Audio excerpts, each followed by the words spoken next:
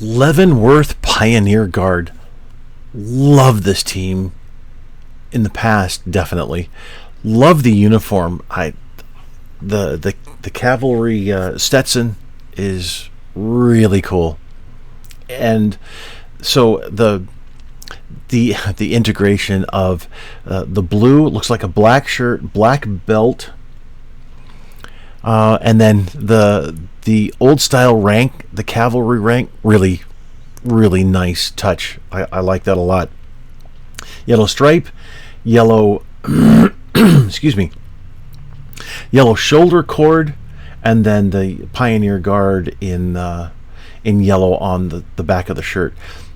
These yellow accents along the darker palette, even the yellow cord around the hat there, really well done. All right, so let's get to it.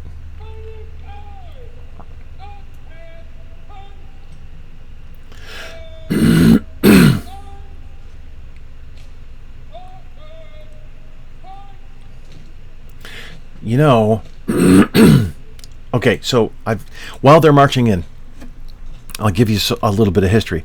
The very first cavalry officer to take charge of the U.S. Military Academy at West Point screwed up majorly drill and ceremonies, because foot drill and ceremonies, infantry drill and ceremonies was entirely different from cavalry, and it was a turmoil time. The officer, it wasn't an intentional thing, it was just two different styles meeting at the same time, and holy cow, we didn't even think of this.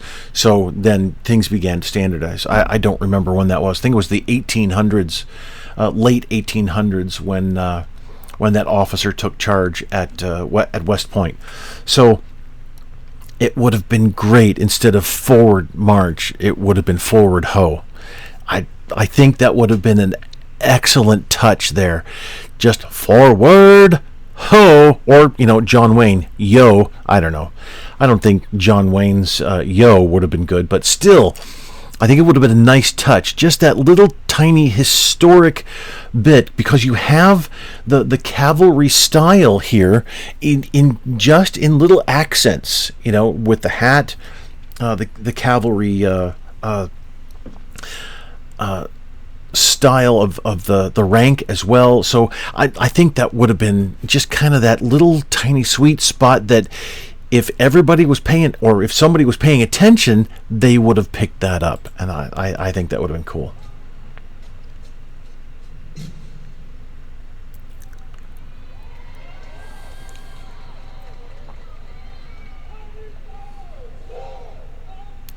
So phasing in the head rise.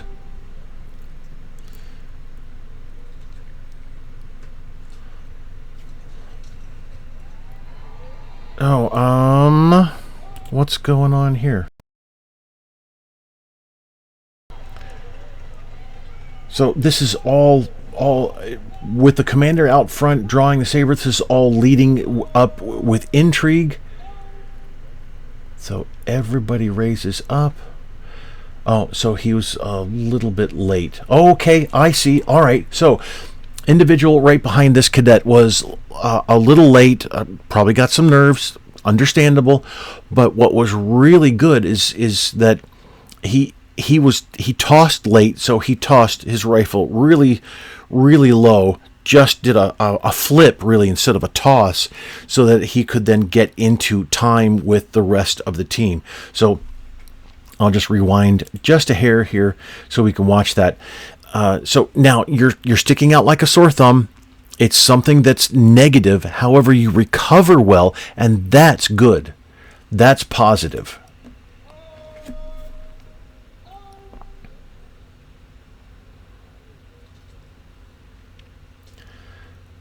There. And so now he catches up. That's good. That was really good.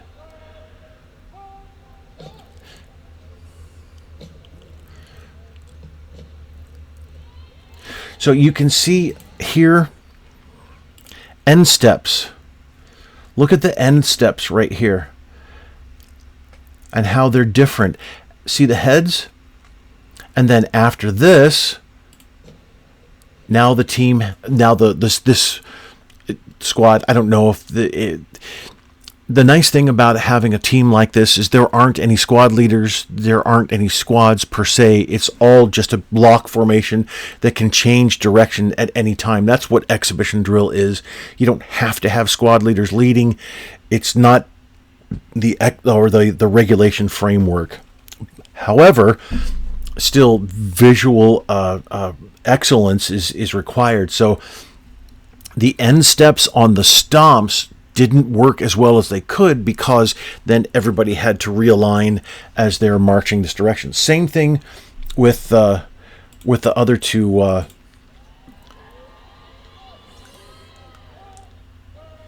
just say lines, ranks.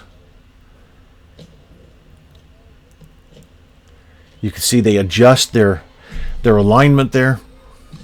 And then, oh boy, not well accomplished at all. The excellence really is quite lacking here. So, Commander, why are you... Oh, okay, you were out of step. But why are you looking at the team? So, it's quite possible, again, nerves. And he got sidetracked.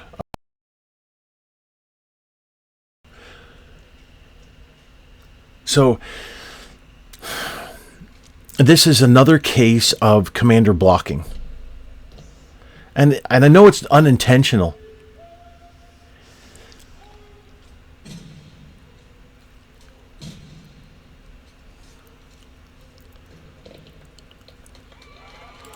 Well, boy, that was so much less effective than it could have been. Unfortunately, it was a bit awkward, and then with the commander standing in front, it really doesn't work well. The two lines, fine, nice and strong, and they're in their windows as well. At least some of them are kind of off. Well, it looks a little off. Yeah. A couple are offset, maybe. Oh no, I see. They're more or less directly behind. So there might be some alignment issues there, but still, going back to here, the team is performing. Having the camera, I get the cameraman. You want to have create a highlight reel or something like that, but really, camera work needs to be well away from the team. It's distracting. Judges, you don't have to be it's just not regulation drill. You don't have to be 3 steps away. You don't have to have any kind of alignment. The commander can look over at the side or whatever to report in. Straight on is much more effective, but still, there are the cameraman here and then the judge here. You're getting in the way of the visual presentation. So, Commander, you're definitely in the way of the presentation. And I get that you're going to report in, but you could have been behind the team at this point because you really don't.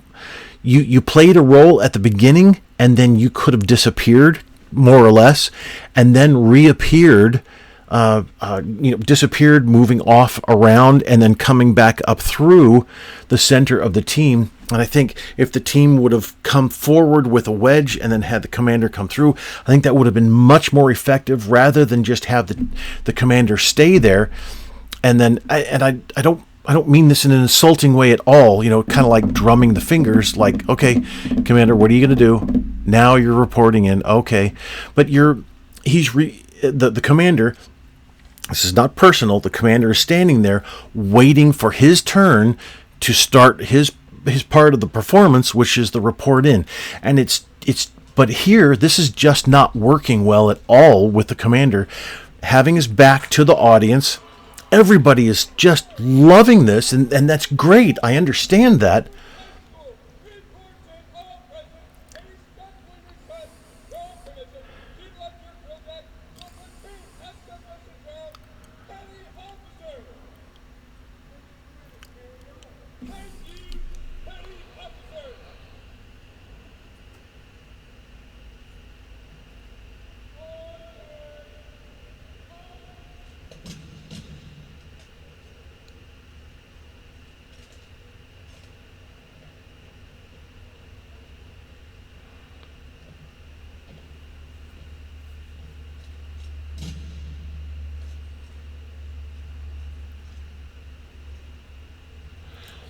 You know, it's nice to see females on the teams.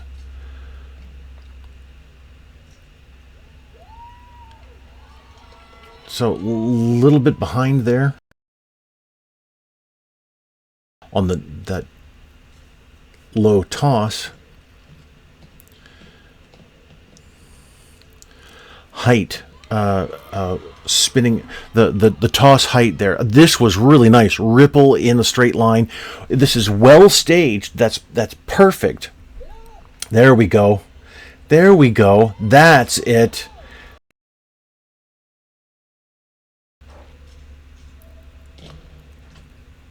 Good. And the reintegration of the block and then marching off. Excellent job. And again, height on those tosses just isn't really working well. It would be much more effective had the tosses all been similar. And then again, the end steps there. For those of you who right there. Let me go back here so I can pause it. You can see those tosses just didn't work all that well.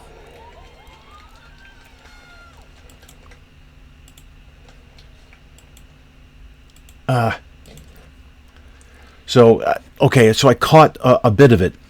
You can see the end steps here. End step is the last step you take in the current direction and before changing direction or halting. It's my term that I use.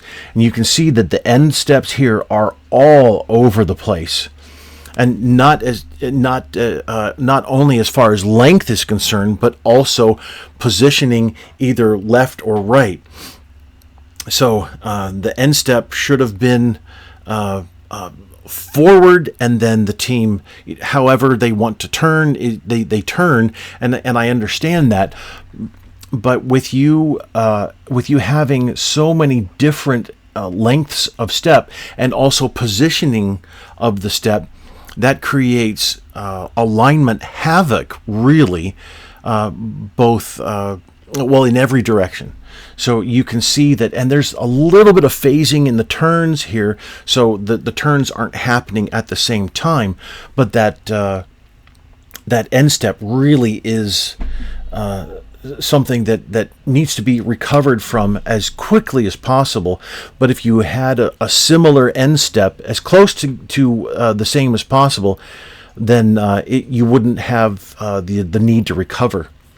So a nice blackout move here, extended blackout move. That's good, but the spacing you could see was not held. The form wasn't held. So you can see right there, right between these two, and you can see how he moves over to his right to realign behind this cadet. So it's hard again to have that multiple of normal interval. It's a larger than normal interval, and have that sense of spacing.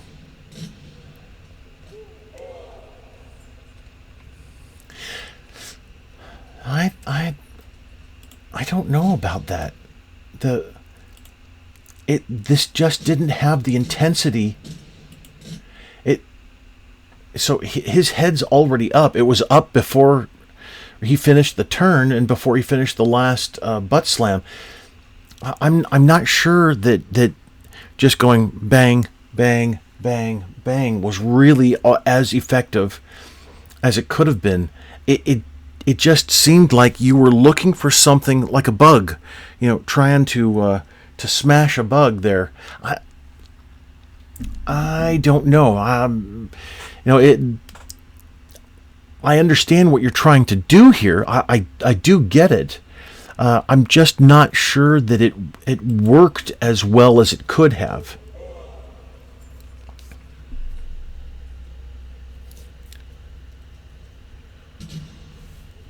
So phasing on the butt slams, so there's some timing issues here.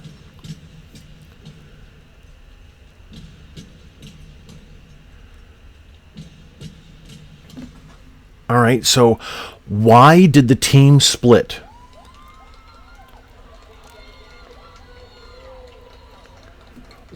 Why did the team split into 4 groups of 3? Was it just to do something different? Because you could have done the same movements in block formation, or even a divided block of 2 groups, or 4 groups, or individual groups, or individual, just the whole team as individuals. So was it necessary for you to break up and then have the commander go in the middle, and then just reform and have the exact same position as you started with? Did that create any difference in the routine? Was the design, and I'm asking these questions without wanting an answer. I'm just helping you as the viewer watch this and understand, okay, so why are we doing this? What effect are we going for with this separation here? The commander walking in the middle, standing there, and then marching out while everybody comes back in. What effect is generated by doing that? And I'm not looking for an answer. I can give you an answer that I have already formed, but it just wasn't effective. You didn't use the separation for any other purpose. It seemed like you didn't create something from those 4 blocks of 3.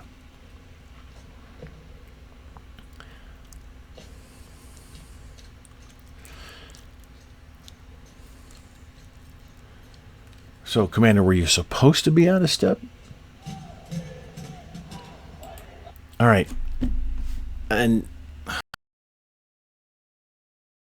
this is not directed personally at him. It's just a design aspect. You're in the way. Your audience is here. Your audience is looking over here, watching. Boom, boom, boom. Oh, that's cool. And the commander's in the way. And so how is the audience supposed to react to that when they really can't fully see every portion of the performance there? That short segment. So as you drill, close your mouth and keep it closed. Breathe through your nose. It's going to be healthier for you, definitely, but it's also going to look much better. So turn feet. The foot technique there on that turn wasn't applied consistently for that previous turn. You can see feet going way out to execute the turn, which I think the exaggeration works well. Just kind of flopping your foot out and then turning. I'm not sure that that's what you were going for. The exaggeration, I think, would be much more beneficial. Feet here and feet here. So we have feet there. Variation of technique throughout. And even though it's just feet, had a late turn there. Even though it's just feet, it all matters. So holding the block, that's good. Marching at an angle, holding the block is really a good effect. Although marching at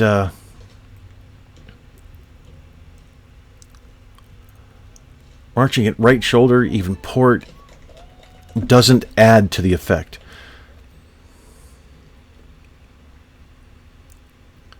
So here, then, Commander, why are you standing in front of the and the camera going back and forth and back and forth? I can't take that, so I'll pause it just for a second. So, and again, Commander, you're in front. Why? You should be either at either end or behind. That would be the perfect position for you. This is not the perfect position for you at all. So I'll watch this, but I just can't go back and forth like that.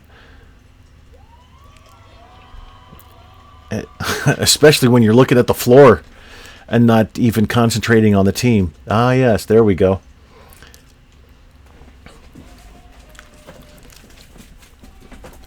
So ripples,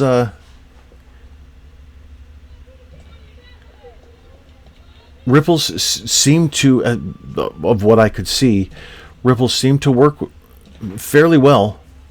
The team did a good job with that. Commander,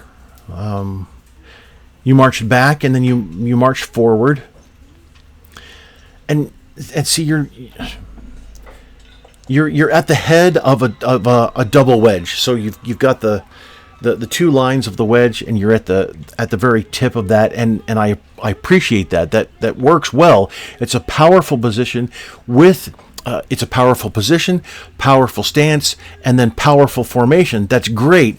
However, again, you're just waiting for your part.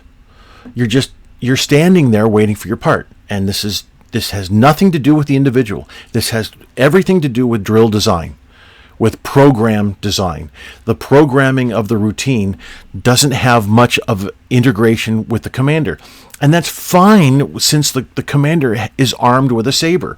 I get that. But the commander needs to be at the back, out of the way, at some point in time, at actually several points in times, to let the team be seen by everybody else. That's just the way the visual presentation works. Hi, Scout. Scout says hi.